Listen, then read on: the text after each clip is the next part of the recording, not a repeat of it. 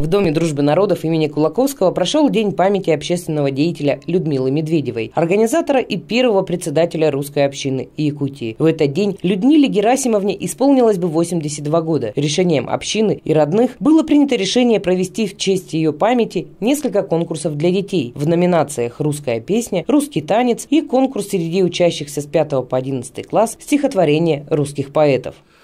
Сегодня, 21 ноября, это День памяти первого председателя русской общины Республики Саха-Якутия Людмилы Герасимовны Медведевой, которая в этом году скоропостижно скончалась.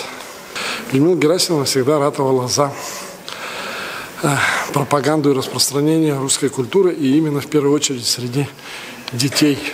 И очень приятно, что участие приняло около 50 детей, сейчас где-то так 45-46.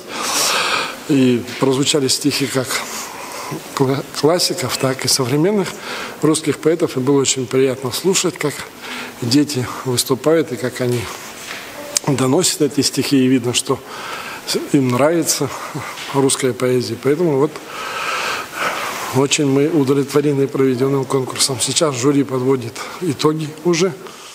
В вечере памяти Людмилы Герасимовны приняли участие Совет русской общины Республики Саха-Якутия, ее родные и близкие. Людмила Герасимовна была отличником культуры республики, членом Совета Ассамблеи народов Республики Саха-Якутия, председателем комитета по ЖКХ при торгово-промышленной палате, председателем общественного совета по ЖКУ при администрации города Якутска, членом координационного совета при главе республики по межнациональным отношениям и талантливым общественным лидером. Людмила Герасимовна переехала в Санкт-Петербург год назад. В июле этого года ушла из жизни в Оренбурге.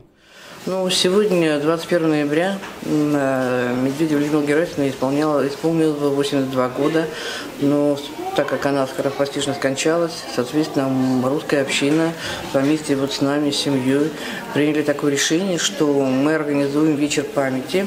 И сегодня все-таки она большей частью общалась, конечно, не только с детьми, но и со своими коллегами, и занималась общественной и политической деятельностью. Соответственно, мы приняли решение провести такой вечер памяти именно в гостиной Дома дружбы народов, куда пригласили всех ее друзей, знакомых, где каждая может высказаться о ней. Нам также очень приятно, что сегодня такое огромное количество людей пришли почтить память нашей бабушки. Поэтому мы хотим выразить благодарность всем, кто сегодня смог, кто нашел время, чтобы прийти и сегодня провести этот вечер вместе с нами. Людмила Герасимовна была очень яркой, неординарной женщиной. Она играла заметную роль в общественной жизни республики. На протяжении 23 лет Людмила Герасимовна была председателем русской общины Якутии и всегда тактично подходила к вопросам межнациональных отношений в нашей республике.